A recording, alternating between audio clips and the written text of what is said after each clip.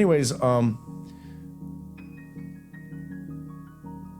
where was your first breakthrough? Okay, so you put down the marijuana and then you kind of like dealt with all the demons. What was the first biggest impact? Yes. So the first biggest impact was, you mean after I put down the substance?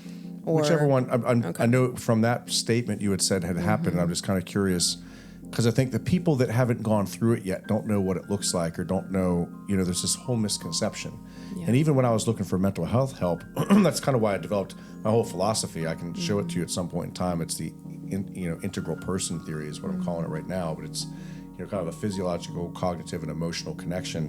So what comes to mind is one of the core philosophies from the yoga tradition, specifically from the Upanishads, and that is Atman equals Brahman. So that is the soul is equal to God. Okay. And this was a foundational piece that woke up in me. So I had thought that my upbringing and the conditions of reality around me, I was bad, I was wrong. You tell everyone all the cool stuff that you're doing and the recovery and the people that you're helping. Can you just go ahead and do that, and then we'll drop back into the conversation in a better way, I think. Okay, I would love that. How about everybody, if you're open to it, let's take that deep breath.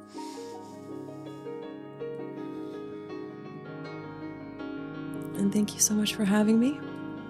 I do lots of different things that can really be summed up as soul healing, I feel. So healing the stuff that you don't see, that creates the stuff that you do see. So I could go down a list of certifications and things, but what I would love to share is my business is Winged Alchemy. We have a mystery school, and that's an online membership. So we bring seekers in, unite seekers with the goal of evolving, not just ascending upwards and attaining some greater, better version of ourselves, but actually evolving in a place where we are like, I am enough as I am. So really balancing out this upward seeking with how we're living from day to day. And we go into all kinds of topics, Zen Buddhism, Hinduism, yoga philosophy. So I am now a shamanic minister, and I deeply love interfaith and world spirituality. So more of my esoteric teachings happens in Winged Alchemy and the different offerings there. And then more foundational wellness, emotional regulation, nervous system teachings. That's more of what I share in the recovery space. So from my experience and by being on the ground level with the participants, it is a true container of healing. So it is like, and I work with people in very early recovery, teaching mindfulness and different topics like that. So what I experience as McShin is a container for healing. And it's like putting a cast on a broken bone, right? We are self-healing mechanisms.